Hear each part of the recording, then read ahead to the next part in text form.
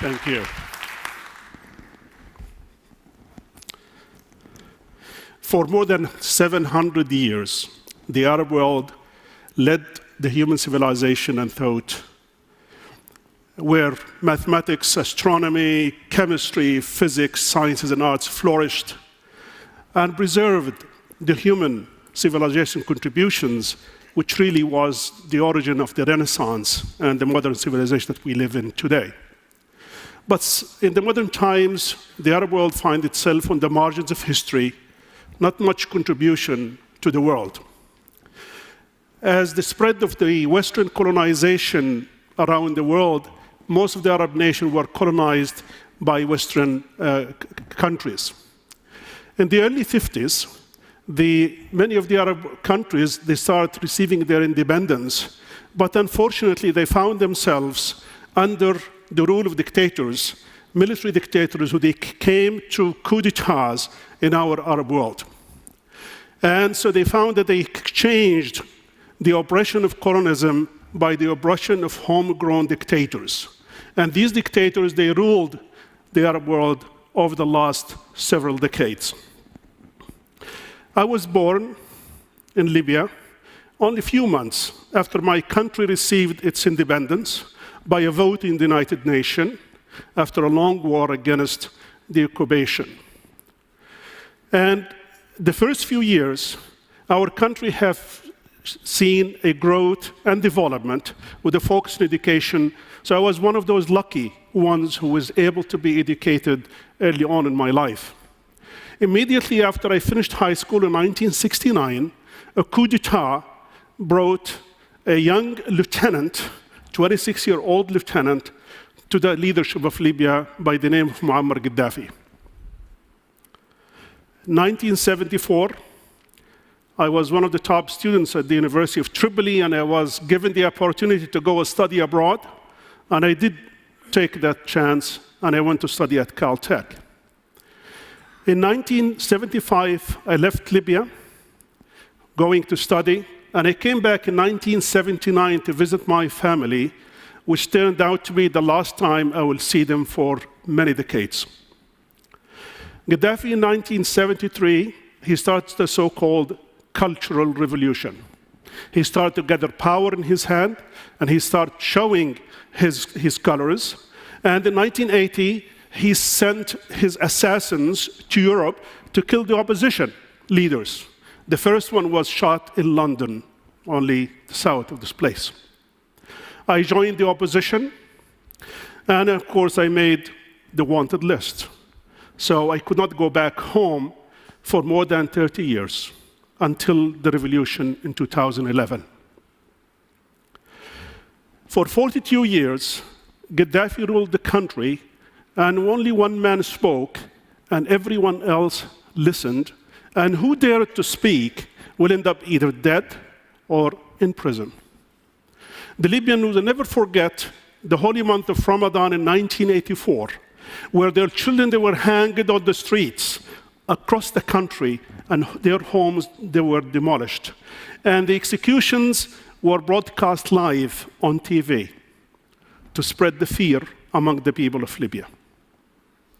Or they will never forget, in 1996, the night where 1,260 people were massacred, were killed in a prison, in Abu Slim prison. For 42 years, Libyans were imprisoned, enslaved, and killed at whim, and our country was completely destroyed. In 2010, December 2010, a young street vendor in Tunisia, he set himself on fire, capturing the decades-long frustration and oppression, and that has changed everything in our part of the world. By setting himself on fire, he set the whole Arab world on fire. People, they took to the streets. The citizens of Tunisia, they went to the streets, demonstrating and demanding the fall of the regime and their dictator. For 21 years, he fled the country. The people in Egypt went to the streets to Tahrir Square and all over the country. And again, another dictator, in only 2 weeks, he came down from his place. And then the turn came to my country, Libya. But it was a very long fight. It was an 8 months and thousands of young people were killed to gain their freedom. So finally, in October 23rd, 2011, Libya was liberated. Our people finally, they gained their freedom. This is a celebration that took all over the place. People were so happy that finally, after decades and decades of oppression, finally they are free. So this is exactly what took place in our country. In the end of 2011, I was asked to join the first interim government as a deputy prime minister. And I accepted the honor to serve my people. We came in as a government with the weight of decades of unfulfilled dreams. And also we are very keenly aware that whatever we do will set the tone and the direction for the future of our country. It is quite a task, but we thought that we are in a position to help shape the future of our country. So we started by doing small things to promote transparency, government accountability. This is something we never had in our part of the world. So we said, as a government, we start publishing all our meeting minutes, our plans, our decisions, and we told the public we're going to do this at this time, and we would like you to hold us accountable. We want you to be in power. We're here only to serve you. They never heard that. So this is where we started. But of course, the expectation of our people that things, since we brought down the dictator, why things does not change the next day. So everyone in the Arab world shared the same thing. It is in Egypt, Tunisia, it is in Libya. And of course, everybody asked, what is next? Now the dictators are gone. So what is next for us? And of course, because of decades of oppression and dictatorship, all the people in the world, they thought the Arabs, they want something different. Not really. We want freedom for our family. We want better future for our children. We would like to live in societies where dignity and liberty is preserved. That's what exactly we want. But of course, after the dictators, they came to their knees, the things that we found out clearly that we still have the same problems. We have the legacy of the dictators. Now we have to fight against the legacy of the dictatorships. In 2012, we, in Libya, we had held our probably first election in 50 years, and probably the first transparent election, period. Our people, they were so proud for this. Literally, almost 90% of the people who are eligible to vote, they registered. And 75% of them went and really voted. They stood in lines for hours and hours. And at the end, they were showing their fingers. As you can see, these young girls here, they're so happy because they're so proud. They want to show the world that they have exercised their right. Something which we are denied for more than 50 years. That means almost every Libyan who is living, they never participated in elections. And I went to one of the polling stations, and here's a lady who's 95 years old was coming out. And I just asked her, who did you vote for? She said, really, I really don't know who I voted for. I just wanted to vote because I want to exercise my right. And this is the spirit that our people have. And of course, this goodwill, this excitement, looking for the future is really what made us move forward in our case. If you look at the Arab revolutions in general, if you look at them, then what is the reason for it? Yes, it is oppression, it is lack of freedoms, it is a corruption, all of those. But really, one of the major causes is the opportunity deficit for our young people. We have young people who are graduated from universities, but there is no jobs for them. I still remember going in, the first time I was in Libya, I was riding a taxi and I was talking with this young man. He said, yes, I have a master's degree in engineering, but there is no jobs for me. I'm driving a taxi. So if you look at the unemployment rate, This is the published numbers, 13% in Egypt, 19% in Tunisia, Libya is 20%. And I tell you, I was in the office, I was in the government, and Libya's unemployment rate is more than 40%. It's not 20%.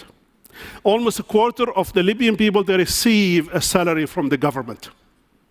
There is no other jobs available for them. Now, but if you look at the universities, in Egypt they graduate about 700,000, in Tunisia 80,000, 70,000 in Libya. How many jobs are available for them? I don't think there is anything available for them. So clearly, we have a serious problem, an employment problem. So I'm going to call this one here as the big E problem that we have. And for a big E, we need a much more powerful E to solve this problem. Of course, E is not an energy, it is employment here. And so I'm proposing three major strategies. I'm calling them E to the third power. This will fulfill some of the major causes for our revolution, will all bring hope and overcome the despair that our people live in. This E to the third power stands for education, entrepreneurship, and economics. Nothing new for you, but it's very new to us. And also it's the solution for all these problems all over the world.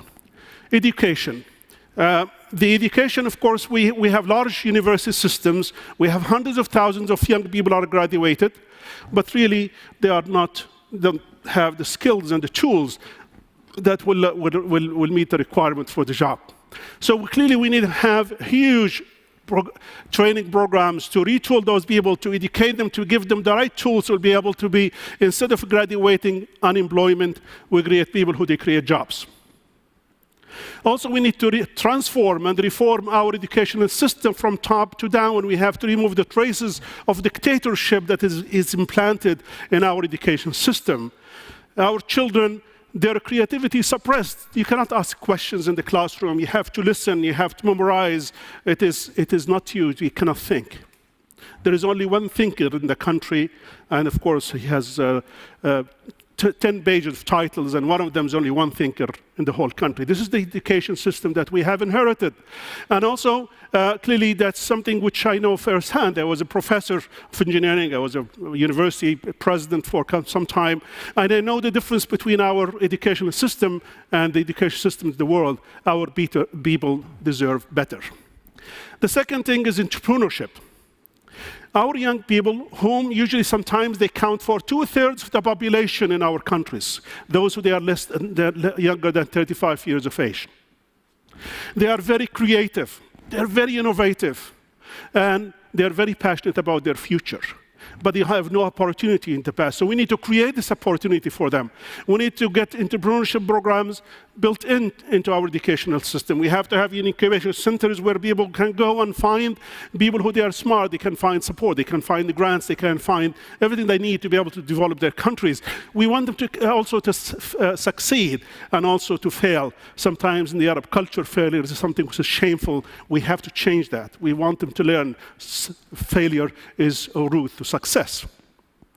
And so clearly, and also at the same time, we would like people like yourselves who are watching this, who they are great entrepreneurs, successful people. I want you to come and join and partner with our people. And you will find, you'll be surprised by the talent that you'll see in front of you. The third E is economics, but more specifically is really economic development zones that we need to create. The reason for this, because our countries, first of all, we inherited all these institutions from dictatorship era. We have an archaic and nonsensical laws and regulatory system. They cannot allow anybody to do anything. So we need to, and fixing them is going to take us some time. But we can come and make these zones where we'll be able to set the right laws and regulatory system, the right infrastructure to make them successful. So our young people, they find they will go to develop. International companies come in and be able to do that. And this is which we need in our country. And of course, as you know, over the last few decades, some of the successful economies in the world, they have started from that Malaysia Super Corridor, the Dubai Free Zones, Singaporean and Chinese development zones. All of those are really successful stories, and we need to do that in our countries. Really, I am a believer of starting parallel institutions. That's the only way we can do it in the Arab world, because otherwise we cannot fix the system that we have inherited. So this is clearly the E to the 3 power does not solve all our problems, but clearly can solve the most important problem that we are facing in the Arab world and also in other parts of the world. Now, clearly we have an opportunity. We have a window of opportunity in the Arab world, and this window continuously keeps shrinking.